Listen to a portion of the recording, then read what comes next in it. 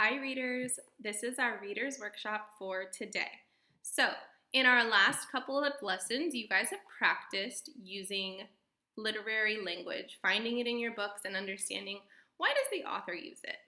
So today we're going to focus in on one type of literary language, and the type that we're going to talk about today is comparisons. So today I want to teach you that sometimes an author will compare two things that are very different. As a reader, you have to stop and think, how are these two things alike? What is my author trying to say? And what would make sense for this story? So today we're going to talk more about comparisons, and I have a little presentation I want to show you, and then I'm going to give you some examples from books so you can see what you should be trying out today. So, figurative language is when you use words to make a big impact on a reader. The words are not literal, meaning they do not mean exactly what they say. We're going to look at some examples to help you make sense of that. But the reason that authors use that figurative language is so that it can make a big impact on their readers.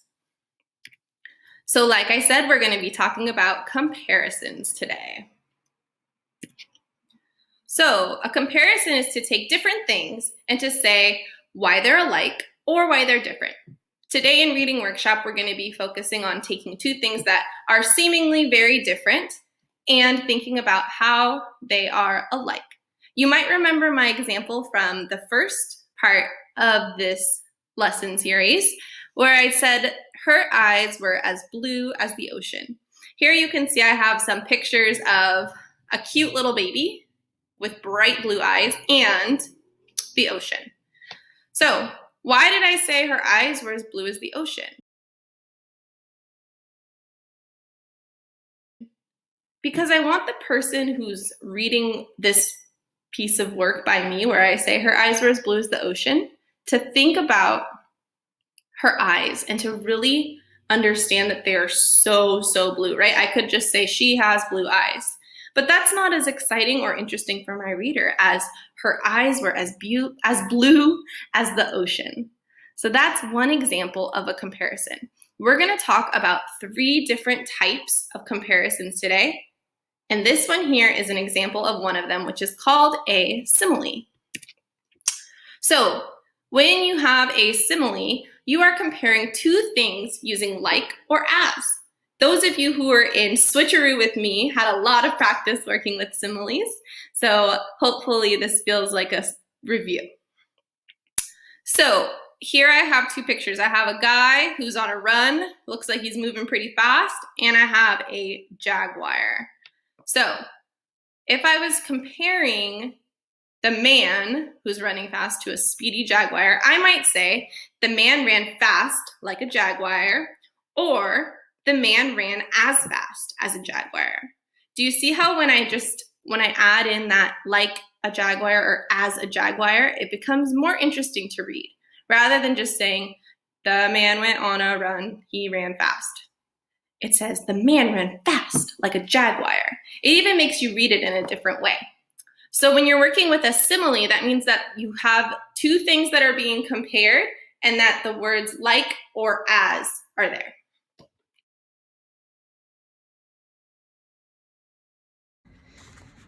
This book here is called Penguin Pete. This is a really cute book that I will hopefully get a chance to add to our read alouds one day. For right now, I'm going to just use one example page to show you a simile.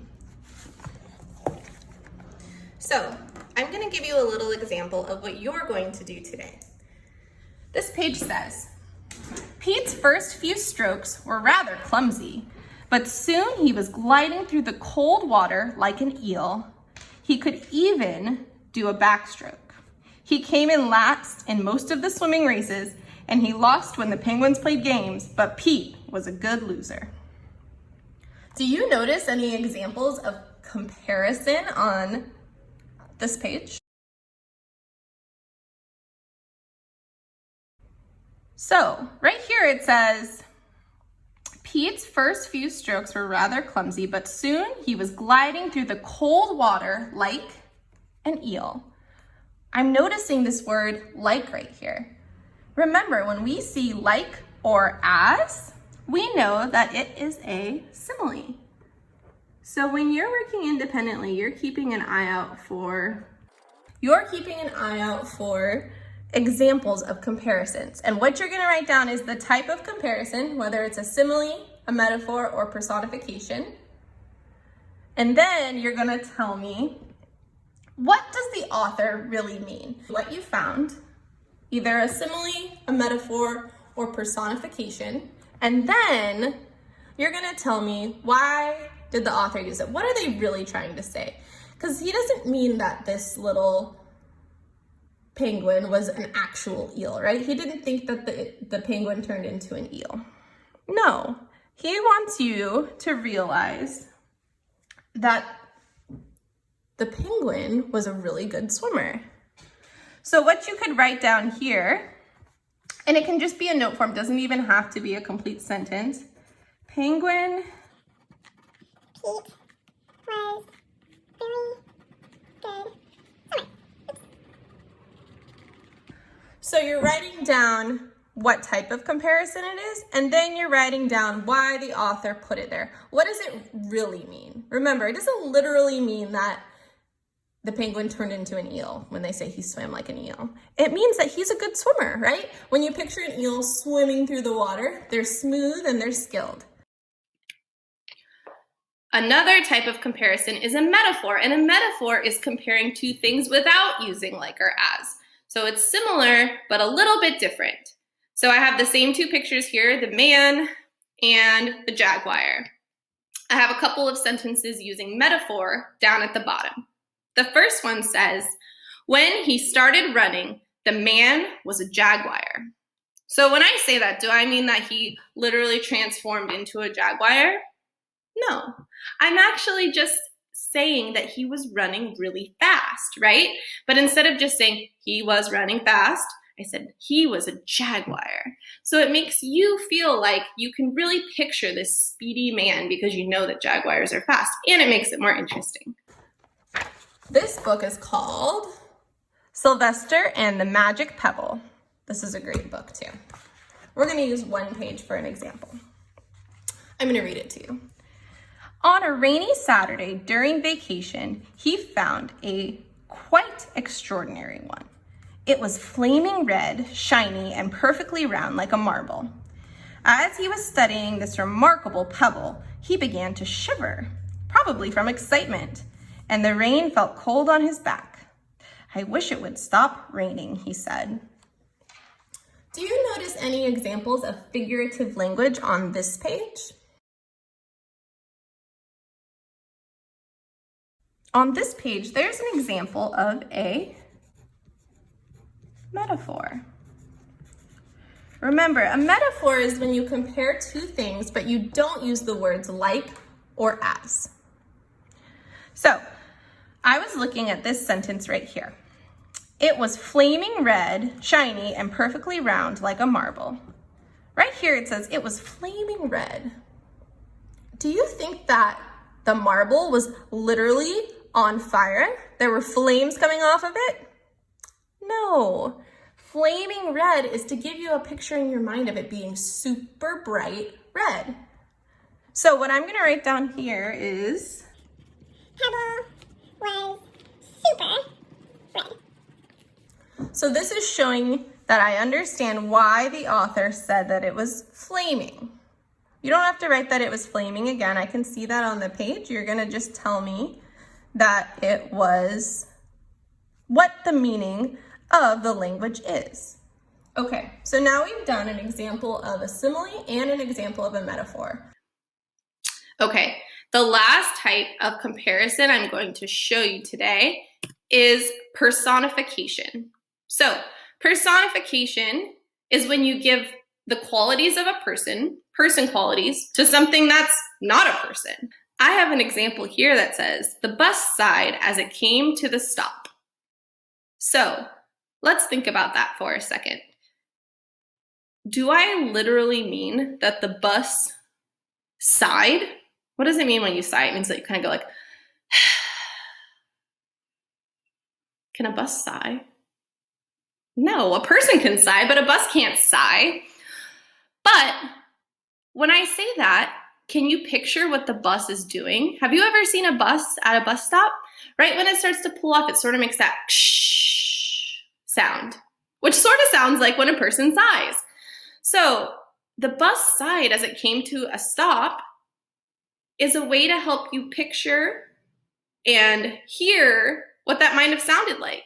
And it's a lot more interesting than just saying, the bus came to a stop, it was loud, right? The bus sighed as it came to the stop makes it much more interesting as a reader. This book, Last Stop on Market Street, is one of my favorite books. It's by Matt De La Pina, and the pictures are by Christian Robinson, and I really love this book. All right, I'm gonna show you one final example using it on this page.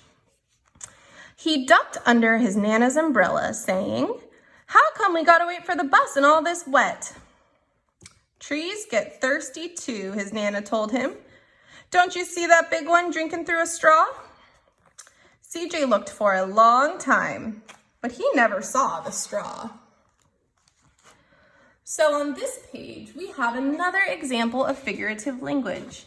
What type of figurative language do you think there is on this page? Simile, metaphor, or personification?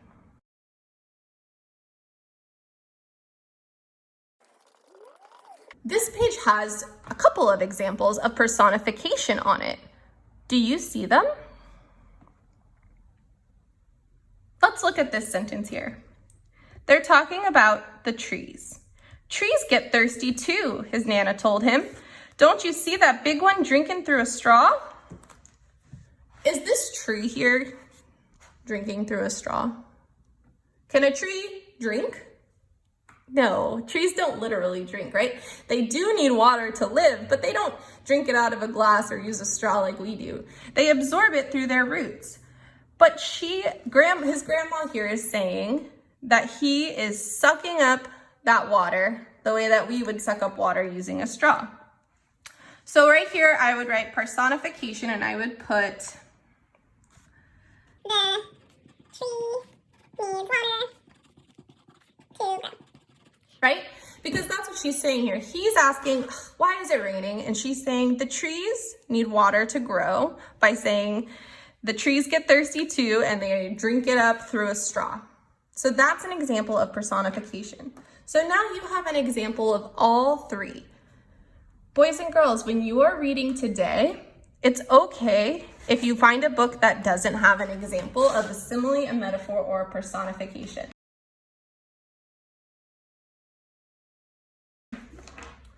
Remember, we're trying to work with books that are fantasy, folktales, fables, or fairy tales. But it's okay to just use a fiction book if you don't have access to one of those. Any type of fiction book will work. You might have to look at more than one book to find an example. You might have a book that has lots of examples. But the goal is to spot those examples of that literary language using comparisons and to write a note. Remember, on the note, you need to include if it's a simile, a metaphor, or a personification. And then you need to tell me, what is the author trying to say by using a simile or by using a metaphor or by using personification?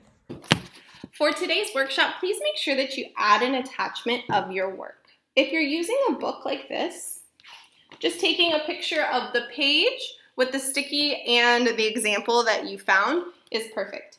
I know that some of you are using Epic or Raz Kids for your work. If you're using Epic or Raz Kids, it would be really helpful if you could write down the example.